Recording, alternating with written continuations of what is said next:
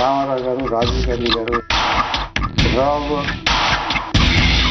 హరికృష్ణ గారు, రాజశేఖర్ గారు, అలాగే వెంకయ్యనాయుడు గారు, కేసీఆర్ని ఉదాహరించవచ్చు.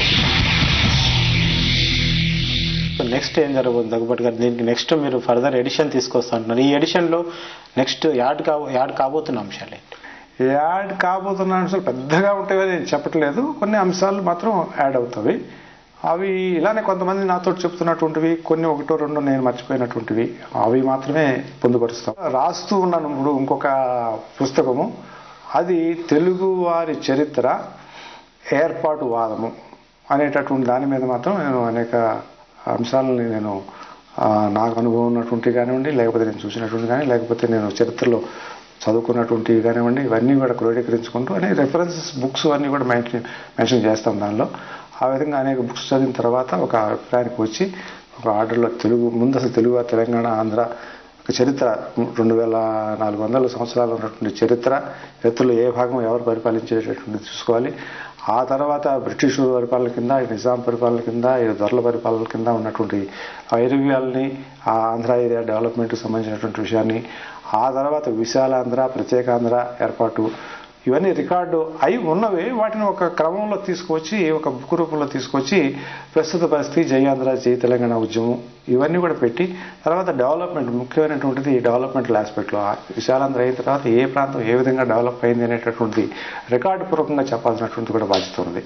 ఇది దృష్టిలో పెట్టుకుని నేను ఒక పుస్తకాన్ని ఇప్పటికే అంశాలను అన్నిటి కూడా తయారు చేశాను. అది కరెక్షన్లో ఉంది.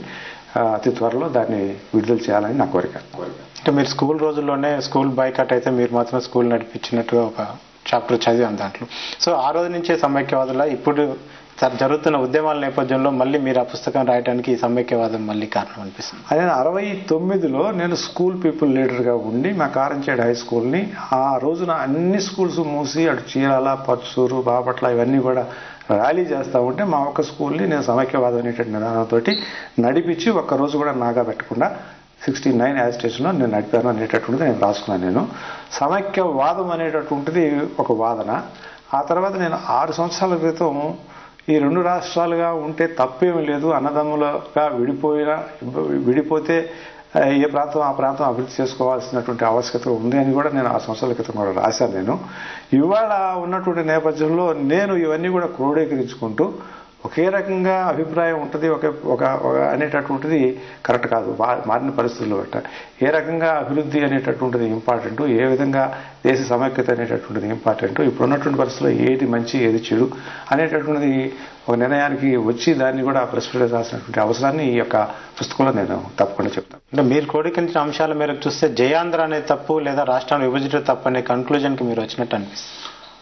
అది పుస్తకం చూస్తే మీకు అర్థమవుతూ ఉంటుంది. నా ఉద్దేశంలో ఈ యొక్క డెవలప్మెంట్ అనేటటువంటిది విశాలాంధ్ర అయిన తర్వాత తెలంగాణ ప్రాంతంలో చాలా అభివృద్ధి చెంది అనేటువంటి దానిలో ఎటువంటి సందేహం లేదు. ఆంధ్ర ప్రాంతం అంతా కూడా నష్టపోతుంది అనేటటువంటి దాంట్లో కూడా నాకు ఎటువంటి అభిప్రాయం లేదు. అంటే హైదరాబాద్లో ఉన్నటువంటి వాళ్ళ యొక్క సంగతి వ్యవహారం అంతా కూడా మన కళ్ళ ముందు ఒక ప్రధానమైనటువంటి అంశం. అదేవిధంగా నీటి జల వనరుల యొక్క భాగం ఎవరికి ఎంత అనేటటువంటిది, ఏ విధంగా రైతాంగానికి ఉపయోగపరచాలి అనేటటువంటిది కూడా ఒక అంశం. ఈ అంశాలను దృష్టిలో పెట్టుకుంటూ డెవలప్మెంట్ తెలంగాణ వాళ్ళైనా హైదరాబాదు ఇవాళ మిగతా ప్రాంతాలను అభివృద్ధి చేసుకోవడానికి ఇంకో క్యాపిటల్. నేను అదే చెప్పాను మొన్నప్పుడు ఇంటర్వ్యూలో. అమెరికా రాష్ట్రంలో Chicago is not the capital for Illinois state, అట్లాగే Los Angeles is not the capital for California state. Capital ఒక చిన్నదిగా ఉంటుంది, దానిలో ఆఫీసెస్, సెక్రటేరియట్, అసెంబ్లీ ఇటువంటివన్నీ కూడా ఉంటాయి. మిగతా ఇండస్ట్రియల్ సిటీ, లేకపోతే ఫైనాన్షియల్ డిస్ట్రిక్ట్, లేకపోతే ఇంకో కల్చరల్ డిస్ట్రిక్ట్, ఎడ్యుకేషన్ డిస్ట్రిక్ట్, ఇవన్నీ కూడా స్ప్రెడ్ అవుట్ అవ్వాలి. ఆ రకం కాకుండా ఇప్పుడు మీరు చూడండి, హైదరాబాద్లో ఒక ప్రాంతం నుంచి ఒక ప్రాంతానికి పోవాలంటే 1 కిలోమీటర్ కూడా ఉండదు, 2 గంటలు పడుతూ ఉంటుంది టైము.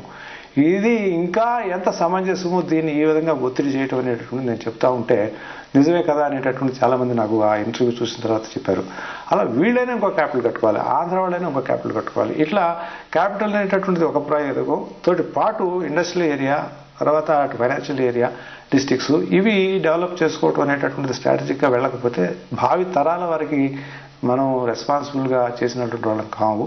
ఒక అనుభవం ఉన్నటువంటి వాళ్ళం భావితరాలను దృష్టిలో పెట్టుకుని చేయాలి. కానీ కార్యక్రమం ఏదైనా కూడా పాలకులు అనేటువంటి వాళ్ళు ఇవాళ ఏదో సమస్య వచ్చింది దీన్ని తీరుద్దాం అనేటువంటి తత్వంతో ఆలోచన అది తప్పు అనేటటువంటి దృక్పథంతో కొన్ని నా యొక్క పర్సనల్ అభిప్రాయాలు కూడా నేను చెప్పడం జరుగుతుంది. కానీ దగ్గుబాటి గారు విశాలాంధ్రలో ఆంధ్రకు అన్యాయం జరిగిందన్న భావనతో మీరు విడిపోతే ఆంధ్రకు లాభం జరుగుతుందన్న ఉద్దేశంతో ఏమైనా ఉన్నారు? ఖచ్చితంగా నా ఉద్దేశం ఆంధ్రాలో ఉన్నటువంటి వనరులు కానివ్వండి, ఆంధ్రాలో ఉన్నటువంటి పోర్ట్స్ కానివ్వండి, వీటిని మనం చూసుకుంటూ ఇంకో ప్రాంతాన్ని అభివృద్ధి చేయాల్సినటువంటి బాధ్యత ఉంది.